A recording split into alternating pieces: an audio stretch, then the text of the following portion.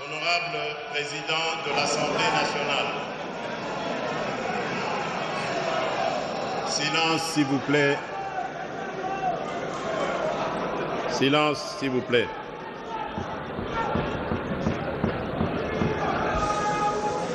Honorable Président de l'Assemblée nationale, Honorable Président du Sénat, honorables députés nationaux et sénateurs, distingués invités, mesdames et messieurs, mes très chers compatriotes, le 20 janvier 2024, lors de ma prestation de serment pour ce second mandat à la tête de la République démocratique du Congo, j'ai pris devant notre peuple 6 engagements majeurs. Ces engagements se sont traduits en programmes ambitieux, en actions concrètes et en résultats déjà perceptibles. C'est donc en toute solennité et responsabilité que je m'adresse à vous aujourd'hui afin de dresser le bilan de l'année 2024. Une année où, malgré d'importants défis, nous avons réalisé des progrès notables, accompli des avancées concrètes et démontré une détermination inébranlable à bâtir une République démocratique du Congo plus forte, plus prospère et plus équitable pour tous. Le programme d'action du gouvernement 2024-2028, adopté par cette auguste Assemblée en juin dernier, demeure notre feuille de route.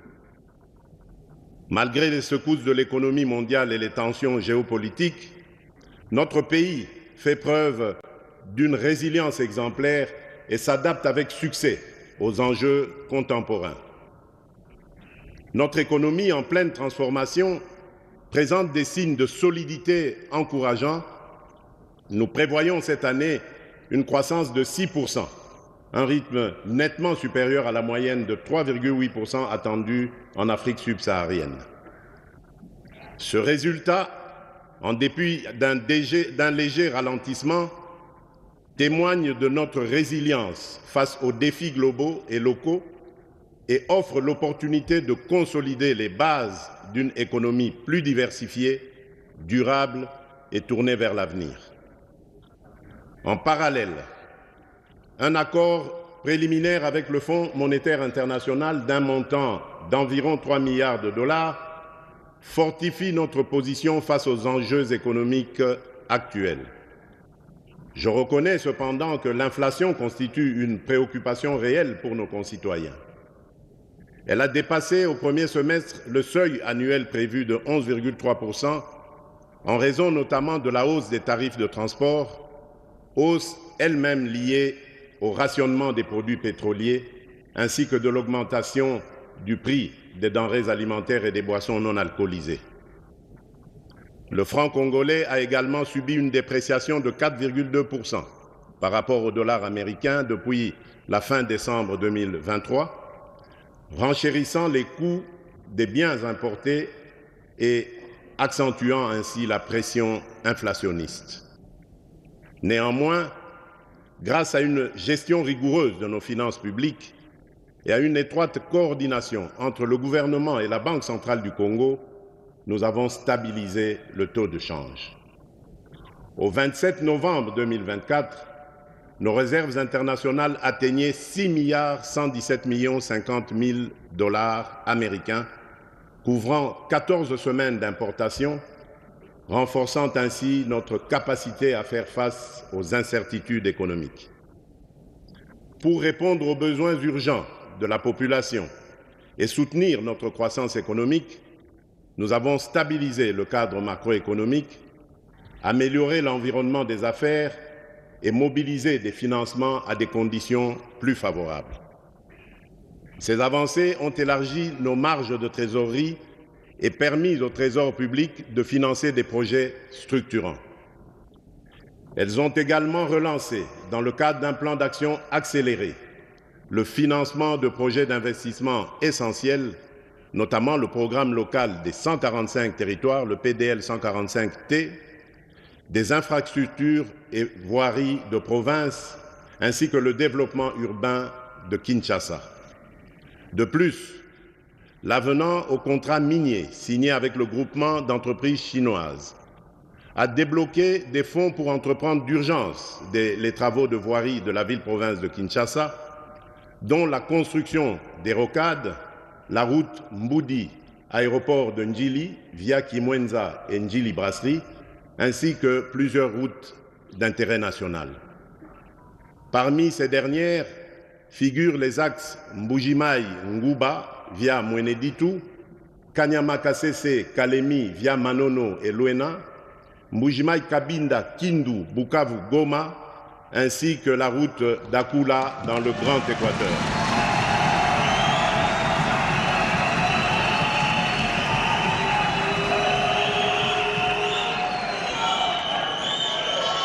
Cet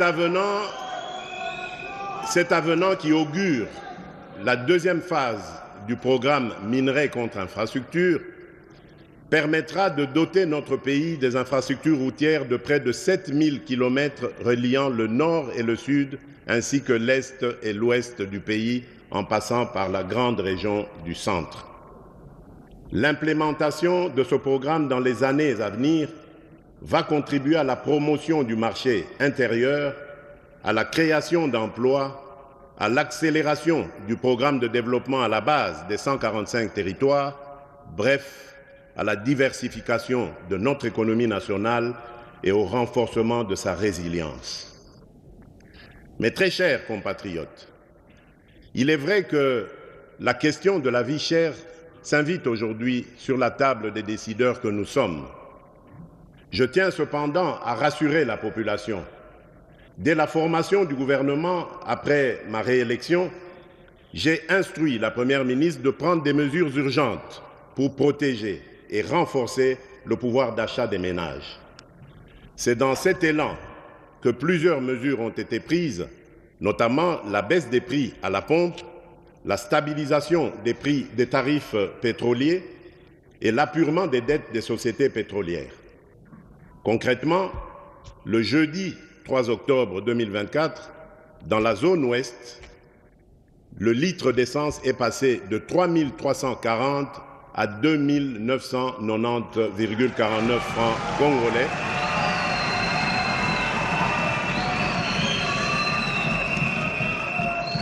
Et celui du gazoil est passé de 3 435 à 2 979,73 francs congolais. Ces ajustements représentent une diminution de 10% sur l'essence et de 13% sur le gazoil, soit une baisse moyenne d'environ 12% sur l'ensemble des produits. Les répercussions sont déjà visibles. D'une part, la consommation de carburant chez SEP Congo a bondi de 45 000 m3 par mois en moyenne à 60 000 m3, soit une hausse de 33%. D'autre part, transporteurs locaux, motocyclistes et chauffeurs de taxi réalisent désormais des économies substantielles sur leurs achats de carburant, tandis que les entreprises bénéficient d'une réduction de leurs dépenses en indemnités kilométriques, libérant ainsi des ressources pour d'autres projets. À la suite de cette baisse des produits pétroliers et dans cet élan visant à protéger et renforcer le pouvoir d'achat de notre population, le gouvernement a engagé des discussions avec les importateurs. Grâce à ces efforts conjugués, nous enregistrons aujourd'hui une baisse de 5 à 11% sur ces produits de base. Ce résultat témoigne de notre volonté inébranlable d'améliorer les conditions de vie de chaque Congolaise et de chaque Congolais. Par ailleurs, conscient du fait que notre pays ne produit pas de pétrole raffiné prêt à la consommation, j'ai instruit le gouvernement d'orienter sa politique d'approvisionnement vers les sources les plus avantageuses afin de garantir un accès durable et compétitif à l'énergie.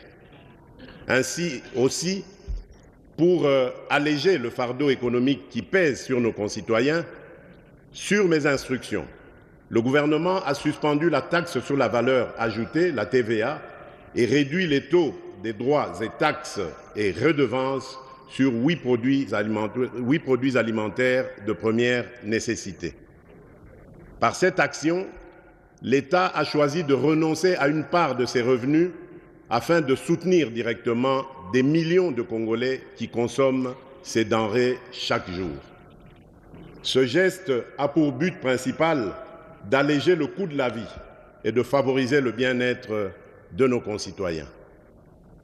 Dans un tout autre registre, je voudrais dire particulièrement aux Quinoises et aux Quinois que je partage avec vous la préoccupation des embouteillages quotidiens qui compliquent les déplacements dans la ville.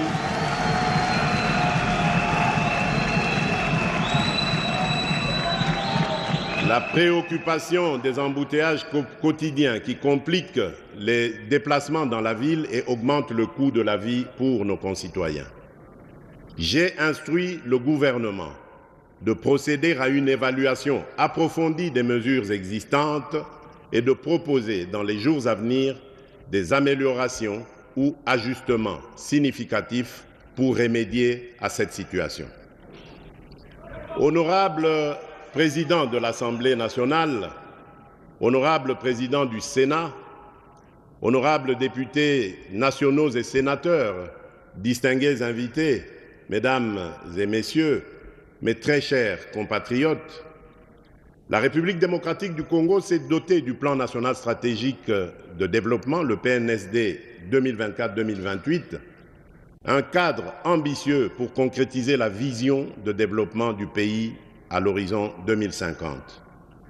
Cette vision repose sur la valorisation des immenses potentiels de nos secteurs extractifs et agricoles, avec pour objectif de bâtir une économie diversifiée, inclusive et résiliente. Au cœur de cette transformation, le secteur agricole joue un rôle central. Garantir la souveraineté alimentaire, réduire la pauvreté, créer des emplois et renforcer la stabilité macroéconomique. L'agriculture devient ainsi le levier stratégique pour convertir nos richesses naturelles en prospérité durable, permettant enfin au sol de prendre sa revanche sur le sous-sol. Malgré des atouts exceptionnels, près de 80 millions d'hectares de terres arables, une diversité climatique remarquable et l'un des réseaux hydrographiques les plus denses au monde, notre pays peine à révéler pleinement son potentiel agricole. Cette sous-exploitation se traduit par des faibles rendements et une dépendance excessive aux importations alimentaires chiffrée à plus de 3 milliards de dollars américains par an. Les conflits armés dans le nord Kivu, le sud Kivu, l'Ituri, le Mai-Ndombe, le Kwilu et le Kwango, combinés à l'accès limité au financement, aux intrants agricoles et à des infrastructures insuffisantes, entravent profondément les chaînes d'approvisionnement et la production locale. Pour faire face à ces défis, le gouvernement, dans le cadre du programme d'action 2024-2028, a mis en œuvre, dès 2024, des initiatives concrètes visant à redynamiser le secteur agricole. Celles-ci ciblent les producteurs locaux, ménages, coopératives et entrepreneurs afin d'accroître la productivité et de consolider la production nationale. En s'appuyant sur ces efforts, notre nation entend réduire sa dépendance alimentaire, renforcer sa souveraineté économique et faire de l'agriculture le levier d'une croissance inclusive et durable en parfaite harmonie avec les aspirations de la vision 2050. Dans notre détermination de mettre progressivement et efficacement fin à l'insécurité alimentaire à laquelle se trouvent exposés nombreux de nos compatriotes, après l'investiture du gouvernement, des efforts importants ont été déployés pour relever ces défis aussi bien dans le secteur agricole que celui de la pêche et de l'élevage. S'agissant de l'agriculture, pour la saison en cours lancée par le gouvernement, il importe de retenir que des agriculteurs ont bénéficié, entre autres, de 350 tracteurs pour la mécanisation et d'1,5 million de lots de matériel aratoire, de 5 millions de tonnes de semences, de 37 millions de mètres linéaires de boutures de manioc, de 500 tonnes de fertilisants minéraux et de 70 séchoirs à énergie solaire pour maïs. Pour faciliter la mobilité,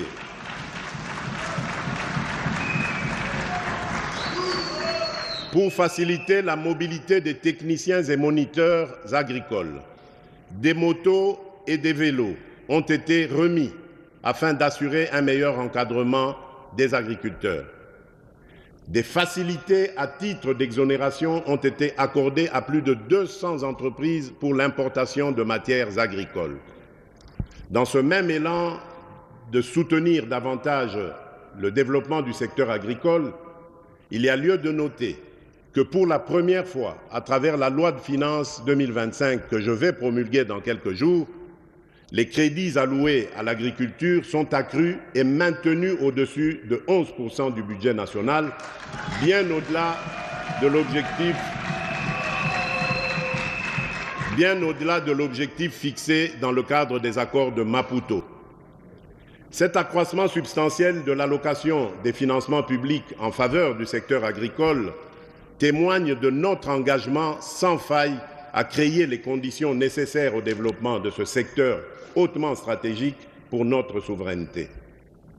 En octobre 2024, dans le cadre de notre coopération avec la Banque africaine de développement, nous avons lancé, par l'entremise du Fonds social de la République démocratique du Congo, le FSRDC, le programme de transformation de l'agriculture, le PTA-RDC, bénéficiant d'un financement de 6,6 milliards de dollars américains sur 10 ans.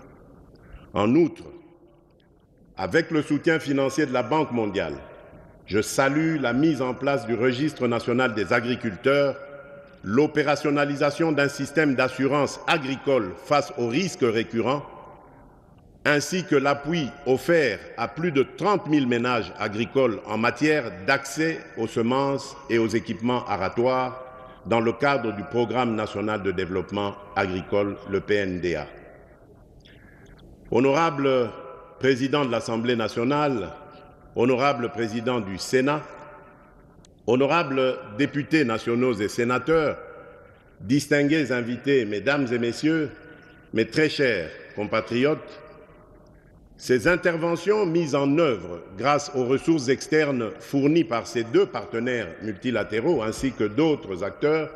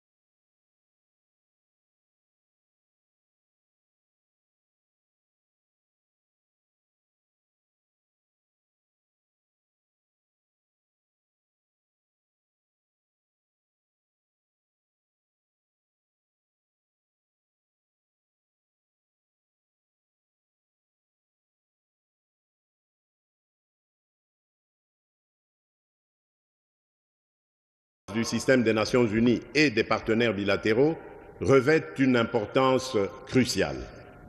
Elles répondent à la situation particulière de notre pays, en particulier dans les zones gravement affectées par les ravages des guerres et des conflits, ainsi que dans les provinces sévèrement touchées par l'insécurité alimentaire.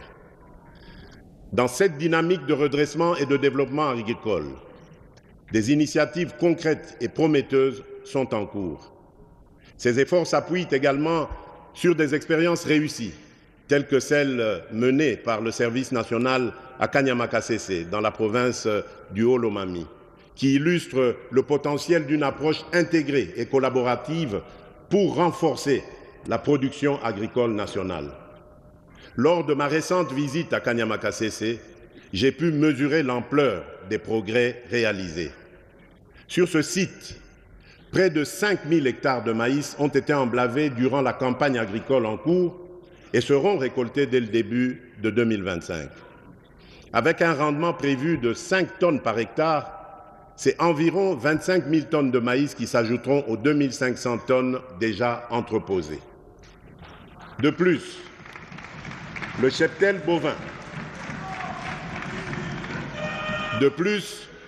Le cheptel bovin du service national à Kanyama-Kasese, parti de 1000 bêtes, en compte aujourd'hui 5000, témoignant ainsi de l'essor remarquable de ce programme. Cette expérience exemplaire mérite une attention particulière. La duplication de ce modèle dans d'autres provinces, en étroite collaboration avec les gouvernements provinciaux, constitue une piste d'action prometteuse. Elle repose sur la valorisation des talents de nos compatriotes, autrefois marginalisés, mais aujourd'hui transformés en véritables bâtisseurs de la nation. Cette démarche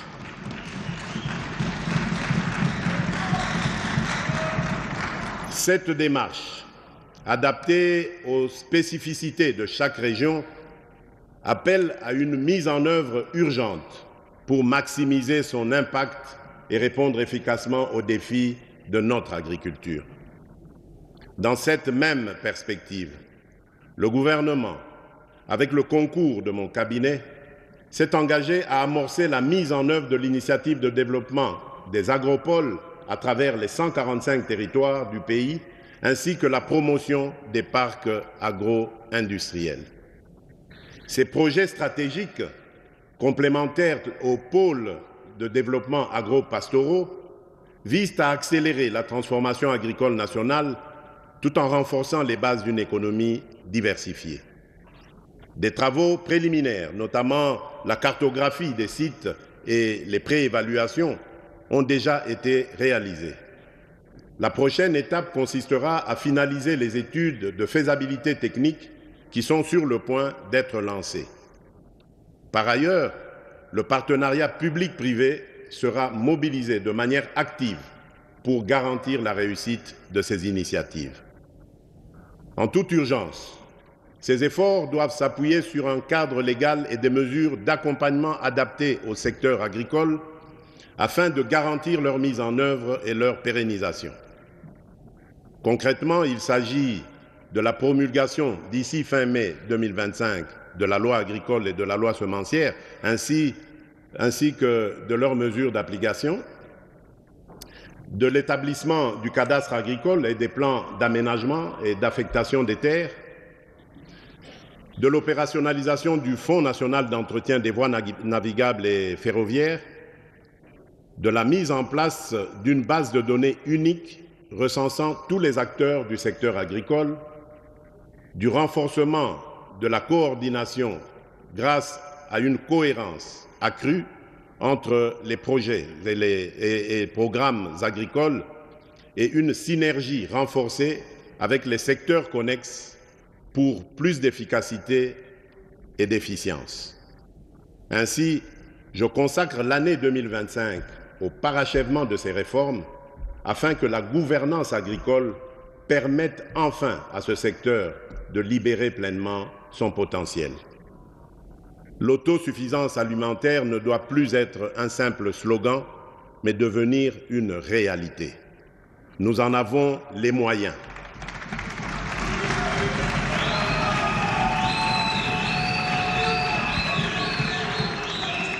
Conscient du rôle crucial de la pêche et de l'élevage dans la diversification de notre économie et la sécurité alimentaire, le gouvernement s'est également engagé dans des réformes structurantes. Pour surmonter les obstacles qui freinent l'augmentation de la production animale et halieutique, le ministère de la Pêche et de l'Élevage a distribué intrants et équipements à des milliers de pêcheurs artisanaux, notamment dans les provinces de la Chopo, du Tanganyika et de Kinshasa, renforçant ainsi leurs capacités productives. Poursuivant cette dynamique, le gouvernement a honoré ses engagements concernant l'acquisition de 8 bateaux de pêche industrielle. Les dernières formalités et ajustements techniques seront rapidement achevés afin de les mettre en service dans les meilleurs délais.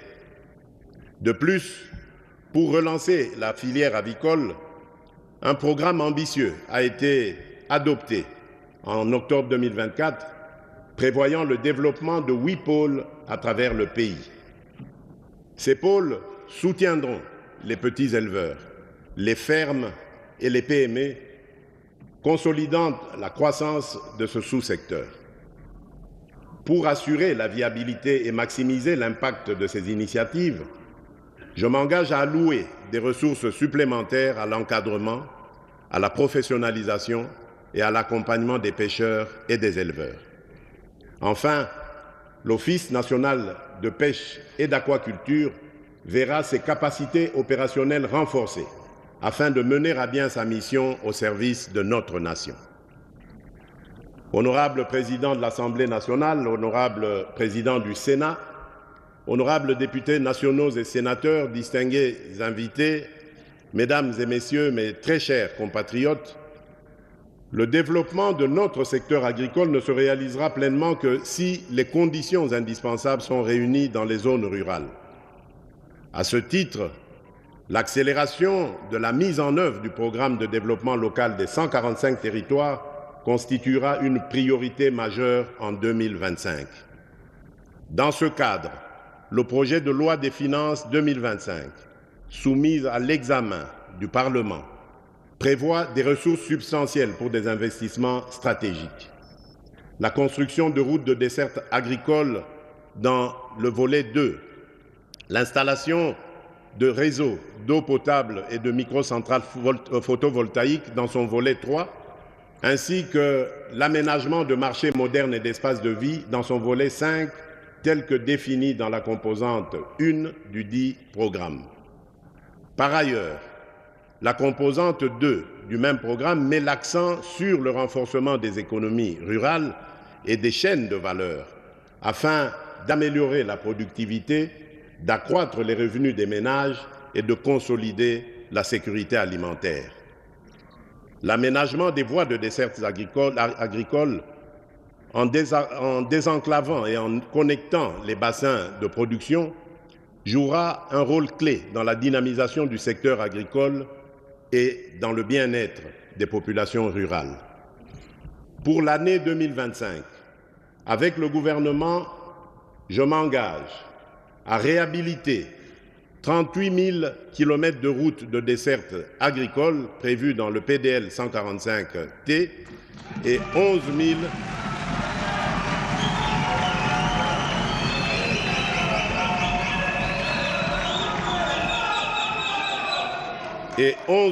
423 km de routes prioritaires supplémentaires en un an, en déployant des brigades routières dans chaque province pour un entretien régulier. Aménager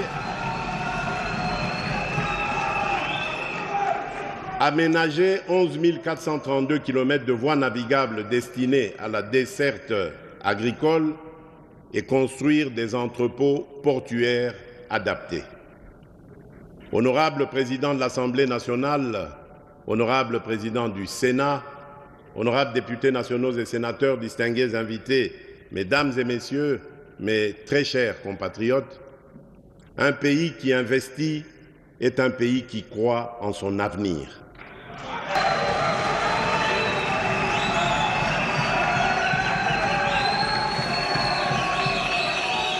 La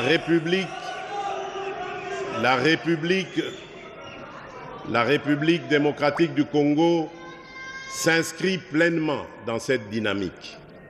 Je tiens à souligner l'importance de nos projets structurants qui, pas à pas, façonnent notre destin. Ils transforment nos ambitions en réalisations concrètes et insufflent espoir et confiance à chaque Congolaise et à chaque Congolais. Dans la zone Dans la zone économique spéciale de Maluku, une nouvelle usine de fabrication de carreaux et de faïence a ouvert ses portes. Saphir Ceramics DRC SA, puisque c'est d'elle qu'il s'agit, bâtit, grâce à un premier investissement de 40 millions de dollars, crée plus de 1000 emplois directs et des milliers d'emplois indirects tout en dynamisant l'économie locale. Désormais, nous produisons chaque jour 50 000 mètres carrés de carreaux de qualité à prix compétitif, mettant fin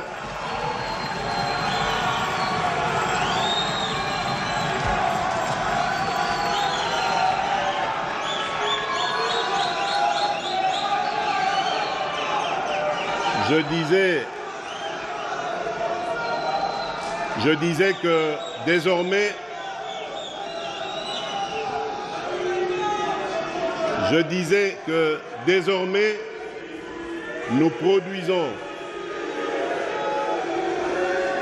D'accord.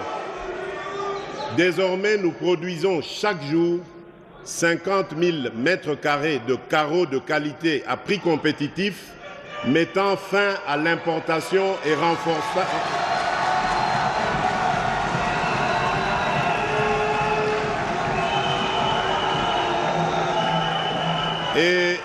et renforçant ainsi la fierté de consommer congolais. À proximité de là, Varom Beverages RDC SARL, franchise de Pepsi Cola, a lancé la production de boissons gazeuses avec une capacité de 1,2 million de bouteilles par jour. Un premier investissement de 66 millions de dollars, bientôt suivi d'une seconde phase de 46 millions de dollars dans les 6 prochains mois, a permis de créer 530 emplois à ce jour. Cette nouvelle unité génère non seulement des emplois et des recettes fiscales, mais nourrit également la fierté de consommer des produits made in Congo. Et que dire de la relance de la mine de zinc de Kipushi par Kiko? Fort d'un investissement de 923 millions de dollars, ce projet illustre parfaitement notre ambition du réveil du Congo comme un géant au cœur de l'Afrique. Chaque mois,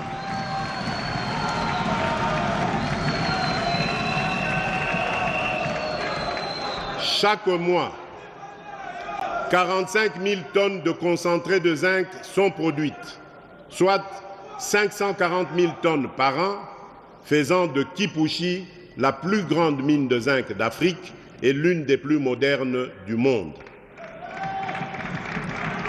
Plus de 900 emplois directs ont déjà été créés, avec une masse salariale annuelle avoisinant 48 millions de dollars, et des projets de transformation locale du zinc sont en cours, ajoutant encore plus de valeur et d'opportunités. Ce ne sont là que quelques exemples de projets qui fleurissent aux 4 coins du pays. Des routes, des ponts, des écoles, des hôpitaux, sans oublier la modernisation de nos aéroports, Bangboka aujourd'hui et bientôt Kolwezi, Mbujimai, Kananga, Bunia. Ainsi,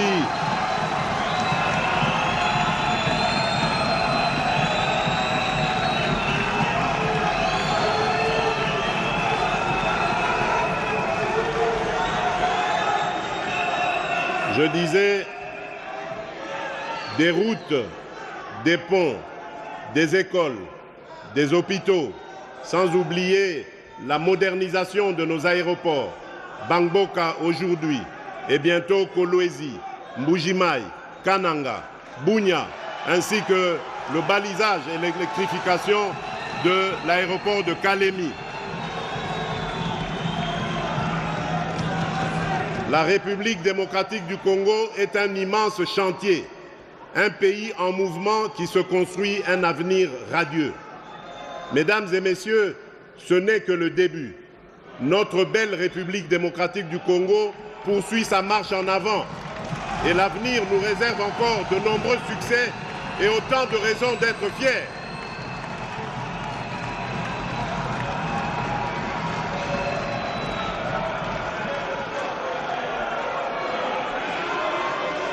Par ailleurs, la redynamisation de nos entreprises du portefeuille est un impératif pour renforcer leur compétitivité et leur performance.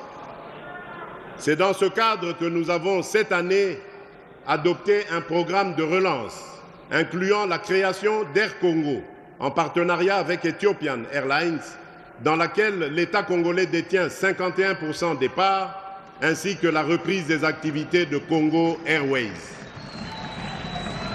En outre, la tenue des États généraux en cours permettra d'adopter des recommandations claires définissant la trajectoire pour relancer l'ensemble de nos entreprises étatiques.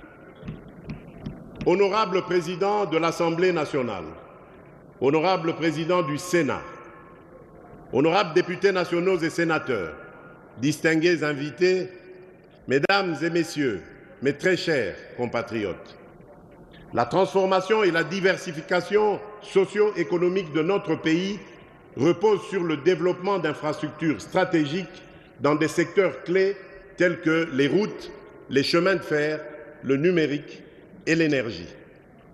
Dès le début de mon premier mandat, j'ai pris l'engagement de faire du numérique congolais un levier d'intégration et de bonne gouvernance, de croissance économique et de progrès social.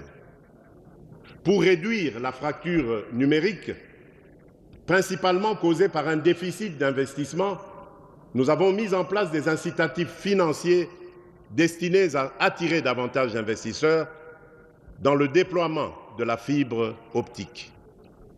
Par ailleurs, nous avons doté nos institutions d'un réseau propriétaire, garantissant une administration publique plus moderne et transparente. De plus, nous avons décidé d'intégrer systématiquement la pose de la fibre optique dans tous les projets de construction et de réhabilitation des routes à travers le pays. À l'horizon 2030, cette initiative permettra à la République démocratique du Congo de se doter de réseaux à large bande interconnectant les grandes régions de notre pays. S'agissant de l'énergie, notre croissance économique durable exige un accès fiable, abordable et pérenne à cette ressource. Elle demeure le moteur de la transformation des matières premières, le socle de l'innovation technologique et un facteur clé de la compétitivité de nos entreprises. En 2024, nous avons franchi d'importantes étapes dans ce domaine. Parmi ces réalisations, nous retenons l'achèvement des travaux de réhabilitation du groupe G25 de la centrale hydroélectrique d'Inga 2, qui devrait produire 1,2 million de mégawattheures supplémentaires, la poursuite de la mise en œuvre du plan directeur 2024-2028 de la SNEL SA, avec la réhabilitation de la ligne en courant continu Inga-Kolwezi, des stations de conversion et des parcs de production. À terme, la capacité de transit passera de 600 MW à 800 MW d'ici début 2025 et à 1105 MW d'ici 2028.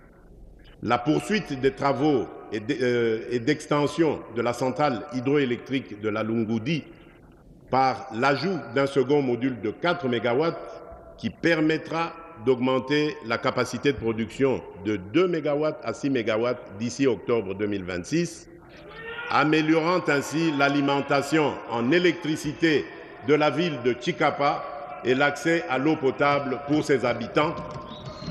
La finalisation des travaux d'électrification dans les localités de Maïdi, Ngeba, Malanga et Katogota ont permis de connecter de nouveaux foyers, transformant le quotidien de milliers de personnes. Les travaux d'installation de nouvelles cabines ainsi que ceux de la remise à niveau du poste de Funa vont permettre de densifier le réseau de la SNEL, impactant directement 62 758 ménages, soit plus de 500 000 personnes, et contribuant à réduire la consommation du bois énergie. Le programme de densification des réseaux électriques du secteur privé au nord et sud Kivu Malgré un contexte sécuritaire difficile dans les agglomérations de Butembo, Beni, Lubero, Rutshuru, Nyiragongo et Goma, a permis d'alimenter 26 000 ménages et petites et moyennes entreprises, soit environ 210 000 personnes. Le démarrage des travaux de réhabilitation sur les groupes G23, G24 et G26 de la centrale d'Inga 2 permettra à terme de produire 2 millions de mégawattheures supplémentaires pour soutenir la demande croissante et améliorer la desserte. La mise en charge des lignes de transport et réseaux de distribution de la centrale de Tubi-Tubidi et la centrale de Mwovo pour l'électrification des villes et agglomérations de Boya, Miabi, Katende, Lusanga, Kabea-Kamwanga et amélioration de la desserte dans la ville de Mbujimaï, la mise en œuvre de 50 projets d'électrification rurale avec Anser, avec un budget à hauteur de 89 millions de dollars. Ces projets permettront